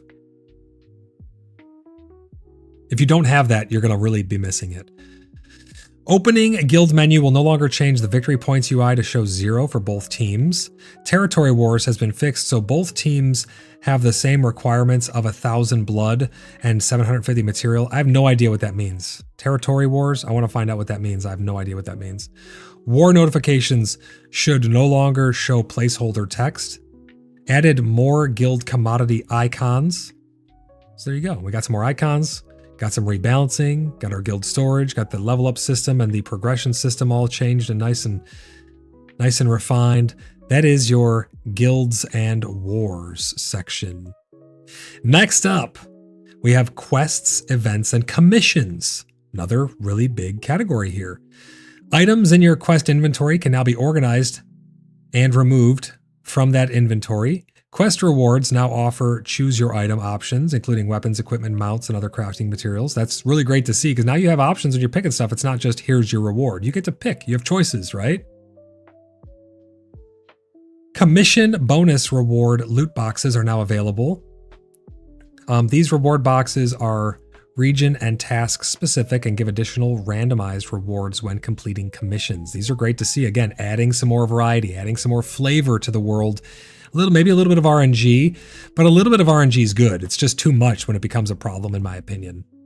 Ardent Anvil. You can now complete the delivery of the Ardent Anvil package for this quest. So it looks like some more bug fixes here now. Eye of Sea Fury, the gravestone needed for this quest, is no longer under the world. So yeah, a bunch of fixes here for different quests and things. If you guys want to know about those specific quests, you can find them all right here. But lots of quest fixes. Lots of user interface changes. Item tooltips have been changed. The bottom of items will now show instructions, and holding shift when right-clicking item from your inventory will bring up their menu. So that's the new way that you can get that menu pulled up. Equipment set bonus tooltips pop-ups have been updated, and you can get more information about bonus effects by hovering over them. So I found out that you had to do what this next thing says right here. Tooltips can now be locked to keep them on screen, which it also allows you to then bring the cursor over their sub effects.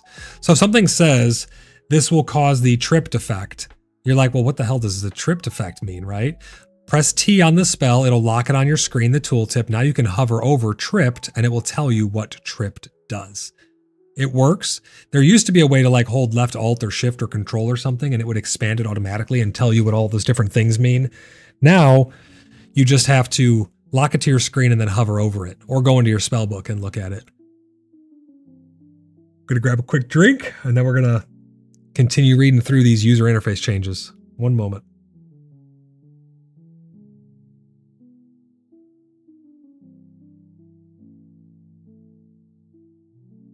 All right. I've been really happy with the user interface the way it is and their stance on user interface. The devs have said that they don't really want to add in things that allow you to metagame track DPS for your whole party and things like that. They're being monitored. They don't want that coming into the game. Ultimately, I think that's a good thing. Now, it'd be nice to have some way to be able to tell your own performance. You can kind of tell if you pull threat without a tank that you're doing more damage. Because like I really pump on my rogue, so I can tell when I'm doing the most threat because the thing's attacking me, right? I'm generating the most threat. But there are some other things like the Bard's Melodies, obviously taunt abilities and other threat generating abilities that will pull threat a lot more easily than just raw damage. So there is some differentiating statistics there that's going to go into effect at all. But for the most part, I think the UI is really great because you get to customize it however you want. It has it all built in. It took World of Warcraft a long time to get their UI how they have it, and they relied on add-ons for the most part. Here, you can accomplish a lot of things that you're wanting to do through the settings and through the user interface. I think it's actually really a great system. They say clicking on the grade in the top of an item tooltip will show information about the equipment grades. Currency has been added to the item feed for user interface when getting currency from selling items at a vendor or in other ways. Currency received will be in the feed pop-up on the screen. Vendor items are not available. Vendor items that are not available to you can now be hovered over to show where or show why they're unavailable. Unavailable items will be sorted at the bottom of each vendor list. Maybe they have like limited stock or something like that, potentially. Right-clicking on the target will bring up the menu. Is now an option, is turned. So yeah, it's turned off by default. Its default is off. You used to be able to right-click on a person in the world and it would pull up a menu. I like the change, but you could always turn this off. Now it's an option to turn it back on. The way you do it now is you select someone and then you right-click on their nameplate. Or you right-click on the nameplate on the party or raid panels. I think this is a better system. It will have less clutter on screen, less misclicks, bringing up weird information and stuff like that. I think it's overall, it's a better system. What else did they do here? Damage, Viginet. I never could really pronounce that word. Is that how you pronounce that? Viginet? Viginet? I don't know how you pronounce that. The making it look old school stuff has been added as an option for your damage. This is the red border on the screen. It's like an overlay. When you take damage, it'll put this on your screen. This is turned off by default. Pressing the slash key will now always start typing in the chat window. Fixed an issue with pings staying on the map for too long. Vignette? Is that how it's pronounced? Really? Vignette? I never would have guessed that. Like half the letters are just silent. Vignette. Okay, I'll try and remember that. You learn something new every day. Fixed a bug where character lobby fixed a bug with the character lobby. Sorry guys, staring at a wall of text. My eyeballs are starting to get all glazed. It's great stuff, but walls of text and dyslexia don't go good together. Fixed a bug with the character lobby that could result in no characters being displayed. Fixed a bug related to zooming in on the character lobby on a wide monitor. So there's a little more widescreen support there, looks like. Fixed a bug when zooming in on the map that would change the size of icons on the map. Cycle targets backwards. Fixed a bug that prevented people from changing the keybind for this. So it's the brackets. Symbols are now displayed correctly for chat. If a character was a crit, if an attack, not a character. If an attack was a crit, it will now be shown as a crit in chat, even when attacks are lethal. So if you do a lethal attack, it will now show in chat in your combat log area where all of your other stuff comes as a crit. So that way you know that the lethal attack was a critical strike, and here's how much it did. Fixed a bug that would prevent party or raid members from displaying properly on the mini-map and world map. That's huge. We have noticed that. It does seem to be a lot more effective. You can see where people are a lot more easily now. Changed keybind abbreviations. Several map icons have also been updated, so lots and lots and lots of user interface stuff. How have you guys been enjoying the user interface in Ashes of Creation? There's a lot of options. A lot of you probably haven't even looked at all the options that it has. I changed a lot of the settings to make it to where it feels like I'm playing WoW, because I really like the way that you can control your character in WoW. It always felt really good to me. But how have you guys been enjoying the interface of Ashes of Creation? Do you miss WoW add-ons? Are you happy that there are no add-ons here and that they're doing something to keep that type of stuff out of the game so there's no metagaming of, hey, you know, you're not doing enough damage, we're going to kick you specifically from the party because you're an underperformer? That stuff becomes very divisive, and we like bringing people together, so I'm happy that that's not really a thing. It would be nice to see your own damage so you can share it with people if you want to and be like, hey, I'm doing 86.9 damage per second. How about you? And they're like, oh yeah, I'm doing 2 million. They could lie, but it's when you have a damage meter and you can just see everyone's damage, it makes it so easy to just single out people who maybe they're not the best video game player. Why should they be excluded just because they're not the most proficient, you know? People are learning. Maybe there's new people. Michael says, how we hold people accountable to performing well.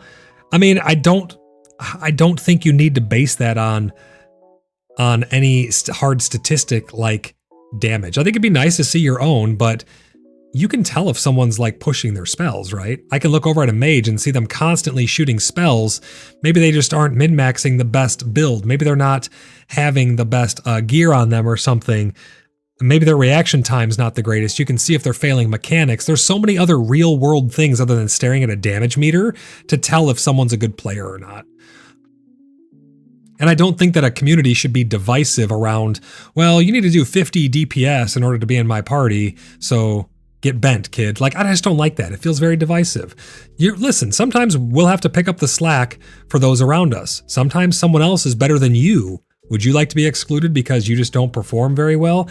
I can see what you're saying about holding people accountable, but I think it should come down to real world things, in my opinion. And this is just my opinion. We don't have to agree on this at all. I understand this is probably a controversial thing, but I think if you're failing mechanics, like for instance, we met a random person in game.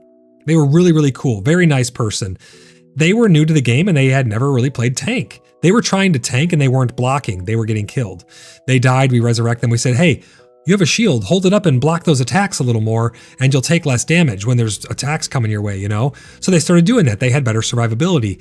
Then we saw the Minotaur where they clash their axes together and do a big ground slam and he wasn't blocking it. And I was like, try blocking that, see if it helps. Didn't help. It breaks through your armor. So we're like, wait, there has to be another way around this. Maybe try sidestepping it or dodging. Boom. They got better and better and better at it because we all worked together and just played a game and had fun. It wasn't, oh, well, my meter says that you're not performing good enough. You know, so you can see how you could have real world implications on that. Like if you join my group and you're not messing up mechanics and we're not having trouble with things not dying fast enough. Listen, if something's around your level and you're supposed to be able to take down that boss and you're not taking it down, it's not going to be very hard to find the weakest link of who's not casting all of their spells or doing proper combos or something, you know? If you see a mage throw a fireball, then a frost bolt, then a lightning bolt, and they have no cohesion or no rhythm or rhyme to what they're doing and there's no synergy, it's easy to tell, right? But as long as you're at the end of the day killing something, some people will have picked up more of the slack and some will not have picked up more of it because they just aren't very good. That's my mentality on it. I would still like to be able to see my own damage, but I understand why they don't want that to become a divisive thing of the game because World of Warcraft is rife with that stuff. And I have a strong belief that that contributes to the negative effects of the toxicity of the environment. The player base over there can be very, very divisive. You have people who are like, well, you must be this tall to ride. Get out of here. You know, that's my opinion. You guys, let me know what you guys think about that. But also, Michael, welcome into the stream. Great to have you. That brings us down to world. We're getting down to the near the end here. We're almost through all of these patch notes. I'm sure there's a lot more than what they've put in this. I'm sure this does not show all of the finite details. And I know we blazed through it, and even going blazing fast, we still are almost at the 2-hour mark. Absolutely crazy, but I'm really excited to hop in and test some more stuff with everybody and keep building up our settlement. The world changes. Updated mountain ranges along the Riverlands borders. The mountainous terrain bordering the Riverlands has been reworked with enhanced visuals. That's great, making the world look more beautiful. It already looks great, but anything they can do to make it look even better, I'm down with it. Fixed several gaps in terrain around the world. That seems to be an issue more so in PAX Day. They both use Unreal Engine, but PAX Day has huge rips in the world. Here, we have seen a couple. They don't really seem to be too bad over here, though, but they fixed a bunch of those. Fixed a bug with water visuals east of Wildport. I have still seen a lot of water visual bugs, especially up in the new area. When you are up on top of certain areas looking down at big pools of water, they're actually glitching in and out of existence and stuff. It's kind of weird. The Jundark waterfalls have been improved visually. I definitely want to check those out. Additional improvements to the visuals of how far rain makes things look wet in the world. Or how rain makes things look wet in the world. Fixed some landscape visuals north of, how do you pronounce that? Arisalon? Arisalon. So they fixed some of the landscapes there. Mailboxes and commission boards have been visually improved, so they do look different now. Pocket dungeons have map markers, so you can see them on the map now. Fix an issue with barriers having a grayscale filter. I thought that was intentional, but apparently it's not. There are borders in the world where you can't cross them. There's like around the main starting cities and stuff like that. There are various areas that are blocked off. They say approaching or looking in the direction will no longer wash your world into black and white. Verra is colorful again. Waterfalls and rivers will sound like waterfalls and rivers again. So I guess there was a bug with the noises. They've fixed that. And then we have general dynamic gridding is now available. This provides real-time load balancing to improve server performance. I gotta say, the servers have been performing very, very admirably. I think this dynamic gridding is doing a great job, whatever it's doing. And this is their first iteration of it, from my understanding. They're still working on this stuff. It seems to be working very well. The lag, the disconnects, the issues, even in high density areas, they don't seem to be as bad. Using unstuck will kill a character as a temporary solution. I've experienced that. It sucks, but it does work. Unfortunately, it does kill you. Freeholds have been removed from the world. This is being done in preparation for future work. We've mentioned that at the beginning. This was in their keynotes there, or their highlights. Hopefully we get them back soon. I've never had a chance to test them, so I don't really know fully what they are, but I'm looking forward to when they're re-implemented. And the guild freeholds. Pressing shift while typing will no longer trigger sprint, so it'll actually be locked into your chat window. Accounts can have a maximum of 5 characters on each realm. Ashes of Creation is now in Unreal Engine 5.6. Some mounts and cosmetics are now available, so we talked about the mounts and cosmetics. The warehouse button will no longer appear if a vendor cannot accept sales from a warehouse. Fixed a bug that could cause the hair of some characters to look stretched. I still see this, though. I still see this, so this bug is still a problem. It's not a big issue. It doesn't stop you from playing, but like I showed a picture to Pickle when his character's hair was just crazy tall, looked like some Johnny Bravo crazy hair sticking way up. It was insane. And vendors will no longer accept commodities if character does not have inventory space to receive payment, and updated several icons for things in the tropics. Now I know we went through these blazing fast, but look at how much is there. Look at all of this. I had to go fast. There's just so much there.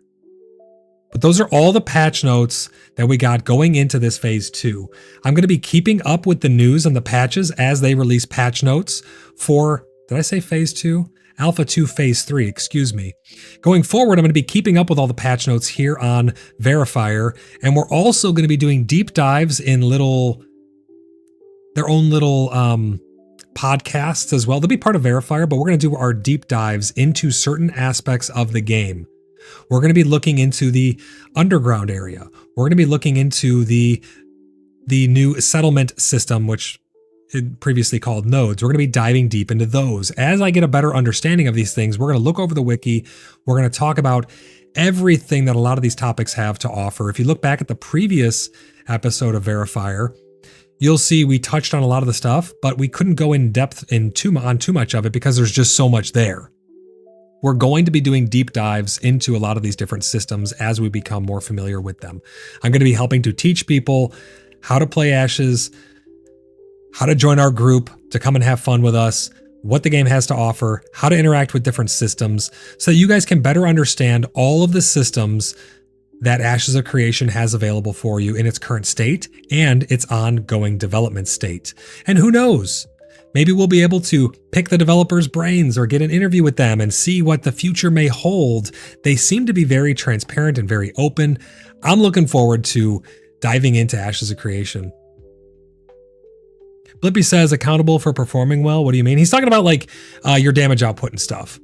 How can you trim the fat, so to speak, if you need to pay attention, essentially. You need to pay attention to your group and know what they're running, watch their play style and stuff like that. No problem, Blimpy. It's all good. It's just talking about like damage meters and stuff, knowing if people are going to be good players or whatnot. Ultimately, I think it's a better shift to not have those things in and just rely on what you can tell by being observant, because that's all you'd be able to do in real life too. You got to be observant to the things around you and the people that you're hanging out with and how they're performing. And like I said, help them pick up that slack a little bit. That's what we're all about here at the Order of the Blood Brothers. But guys, we need to hop in now. We got to go in and play Ashes of Creation. We still have some logistics and stuff to take care of. I'm probably going to do a stream pending any patch notes or anything like that. I may have to start doing multiple streams a day, but we're going to go hop in with the community over at Cheeky Buggers United. We're going to get back into the world of Verra. We're going to explore, conquer, fight monsters, run dungeons. We're going to maybe engage in some PvP. We're going to try and get some ships and caravans and crates rolling around. See if we can get our city up and running. If you guys want to help us with that, come out to Vexhelm. We are in the settlement of Vexhelm, and we are doing our best to pump it as hard as we can to make it the best place for you guys to enjoy the world of Verra, enjoy Ashes of Creation, and have fun in the world with us. So come on out to Vexhelm. Type !Discord in chat if you'd like to join the Cheeky Buggers United. That's our greater community. We play all kinds of games together. We play a whole litany of games together. Ashes is going to be a big one. PAX Day is a big one, but they've slowed down a lot. PAX Day hasn't done hardly anything to their game in quite some time. It's very sad to see, but it's the truth. And I strive to tell the truth here on the channel. So if you appreciate that, please consider subscribing so you never miss an upload. We're going to be talking about all kinds of systems in Ashes of Creation, as well as showing off gameplay. And if and when I become mayor, we're showing off the whole mayoral side of the game as well, so you guys can fully understand what really goes into everything in the game. So type !Discord, join the Cheeky Buggers United community Discord server. We have a lot of pending applications. If you have a pending application, I got to 2 of the 5 or 6 so far. If you're pending, send me a message on Discord. Check the website, make sure it's marked pending, then send me a message, void_lock. I'd love to hear from you. We'll find a time when we can both sit down and we'll go through the vetting process, and we'll get you integrated into the community, so that way you can start having fun and join in on any of the guilds, clans, private servers, and things like that we have available. Big community, over 450 people, all ready and willing to play all kinds of fun games together. We have 280 plus people in our PAX Day clan. Pretty big stuff, a lot of fun. I love bringing people together. It's great to hear from you all and see you all, and that's why I do these live. I know this was kind of a read a wall of text thing, but I needed to get caught up on this, so now we can go forward with the deep dives into these various different systems that are going to be in Ashes of Creation, and that already are in some capacity in Ashes of Creation. So join the Discord, get your applications in on the website. If you're thinking about getting into Ashes, I'm not here to sell you on it. Like I always say, I just want to show you what it has to offer so you can decide if it's going to be for you. But if you are going to be getting into Ashes, please use my referral code. Type !Ashes in chat or check the description down below. It's also pinned in the Ashes of Creation room over on Discord. But use that referral code. It really does help the channel out. I would really appreciate that. If you guys like my work and you want to support my work and my ability to continue to run servers for people full-time, to run the Discord, to manage the website, to manage all the guilds, orgs, clans, and all of those things, and to run my YouTube channel here, if you would like to support that, please consider clicking that join button down below. It really helps the channel out. I'm independent for a reason, and I'm funded by you guys. So thank you so much for all the continued support from all my channel members. You can see the stars next to their names. There was a bunch of gifted memberships that went out not too long ago. If you guys choose to keep those memberships, you can have them roll over and your star will upgrade and you'll keep all of your perks. We got merch coming. #SoonTM. On the 30th, we're going to be at the Bristol Renaissance Fair. If you guys would like to come and meet and greet with the Inner Sleuths, with myself, Voidlock, at the Bristol Renaissance Fair, I will be there. Me and my wife will be there. We'll be hanging out. We go to all the different booths and events and watch the jousting and have fun. It's an amazing, amazing experience. If you've never been to the Bristol Renaissance Fair, at some point, it needs to be on your bucket list. At some point, you need to go there. It's an absolutely amazing experience. You really truly feel like you're stepping back in time. And I know a lot of us are huge fans of medieval fantasy and things like that. So I think you guys would really enjoy it. If you can make your way out there on the 30th, we're going to be there pretty much all day, hanging out, eating giant turkey legs, watching the jousting and things like that, and partaking in all kinds of fun events, checking out all the awesome shops and just walking around, immersing ourselves in the world around us. Coming out there, I'd love to meet you guys. We'll have some giveaways and things like that for you. I'm also working on bringing some other merch online, so stay tuned for that. But the time has come. We are at the end of this episode of VerraFire, and it is time to hop back into the world of Verra and have some fun. I really hope I get to see you guys in game. Come out to Vexhelm, hang out with us. The Order of the Blood Brothers is a very fun and an engaging and helpful clan and community. I really look forward to seeing you guys all in game. Thank you all for spending your afternoon here with me. But let's go hop in game and have some fun and make some awesome memories. So until I see you guys in the next one, bye for now.